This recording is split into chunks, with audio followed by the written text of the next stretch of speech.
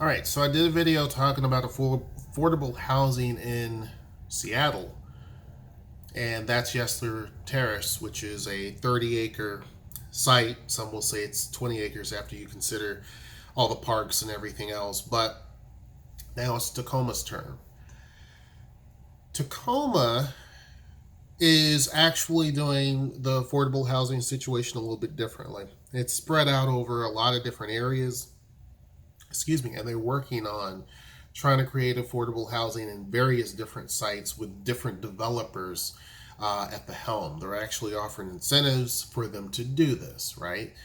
One of the things that's being developed that I think it's a great idea, but at the same time, I'm like, it doesn't do a lot of impact. I'm sorry. Again, Yesler Terrace is 30 acres. In Tacoma, there's a project that's going to be called the Preserve, which is a 30-acre development as well. Now, we have a place up here that the girls like to go to and Noe likes to go to, which is called Charlotte's Blueberry Park. And it's called Charlotte's Blueberry Park, just to give you a history, because this used to be a farm. And it was a blueberry farm, and it's just left. There was a lady, her name was Charlotte, and she took care of the area, made sure that it was kept clean and all that type of stuff, right? Then eventually the city acquired that park, named it after her. There's just a short story, but it covers a pretty decent sized area. When we look at this, there is a lot of this is land that's kind of, I wouldn't say swampy, but it's wetlands, right? So the preserve is going to build on this particular land. Now, part of this is you have an individual that is pretty much into, like, biology and all that type of stuff, right? So you have two people, one that's basically all into affordable housing and how to make that happen. You have the other one that looks at just land use and the environment and all that type of stuff, right? This area is probably not the most ideal. In fact, they were actually looking at other places to actually do a project like this, but they stumbled upon this. And basically, these are homes that will be $300,000 or less, which is becoming very rare in this area. And in order to apply, you have to be a household that has an income of $75,000 or less. Okay, now a lot of people in this area would qualify for that. I'm just saying, a lot of people here don't make as a household $75,000, not in Tacoma.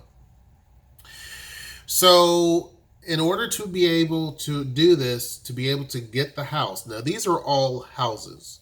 Unlike Yesler Terrace, where you have apartments and buildings, these are individual houses. And they're only going to be between 50 to 70 of these houses. So in order for you to be able to apply for this, you have to have an income of $75,000 or less as a household. You have to work within 15 miles of that particular site.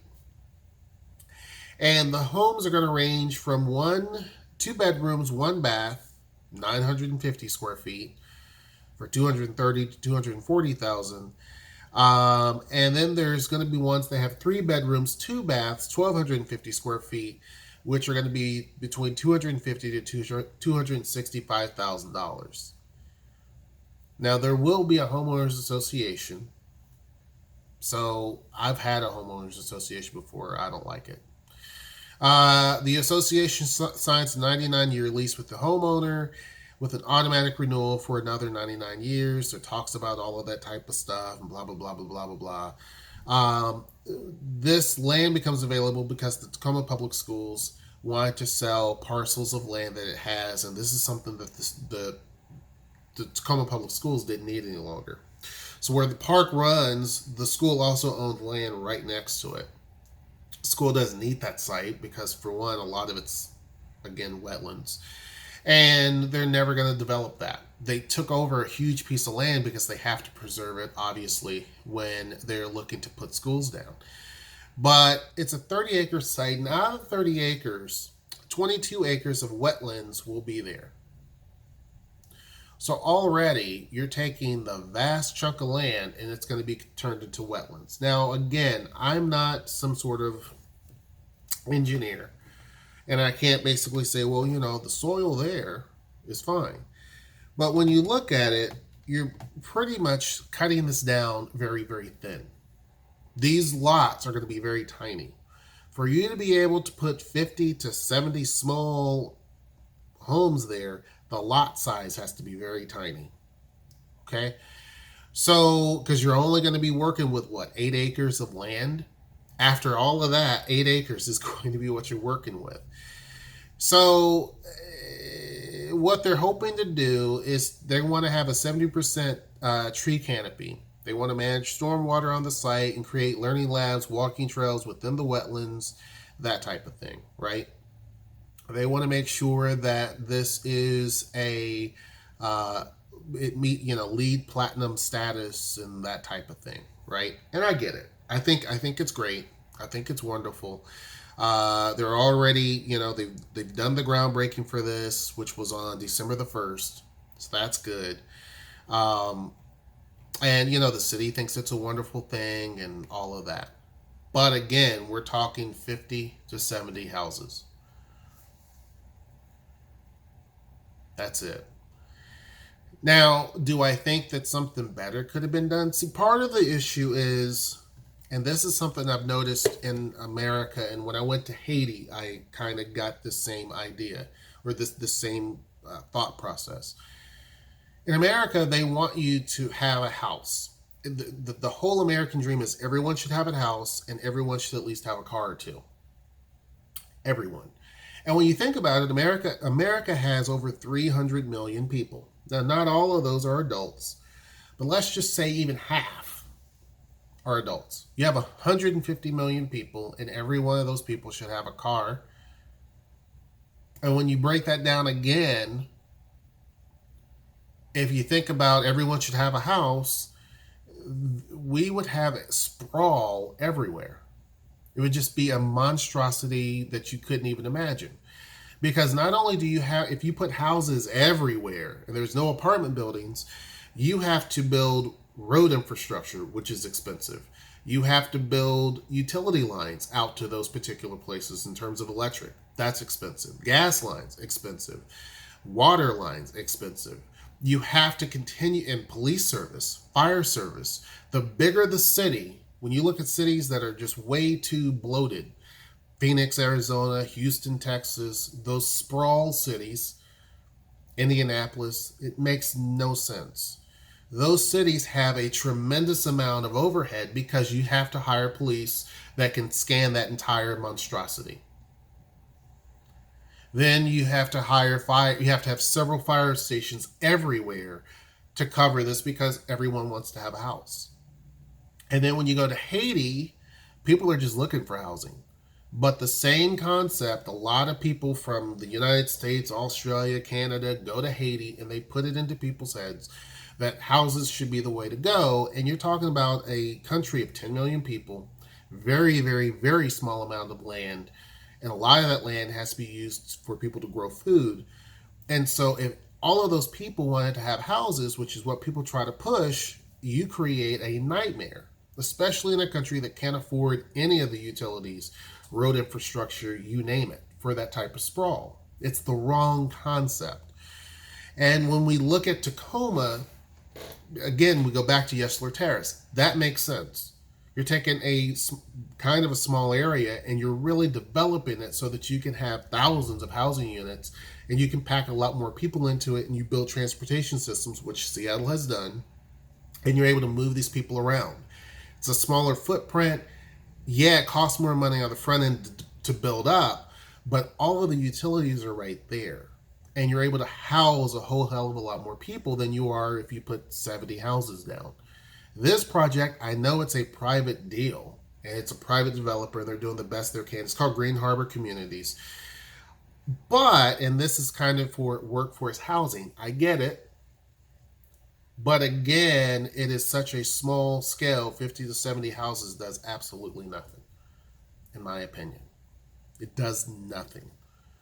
This could be a great opportunity, and yet it's shot. You can still have the wetlands.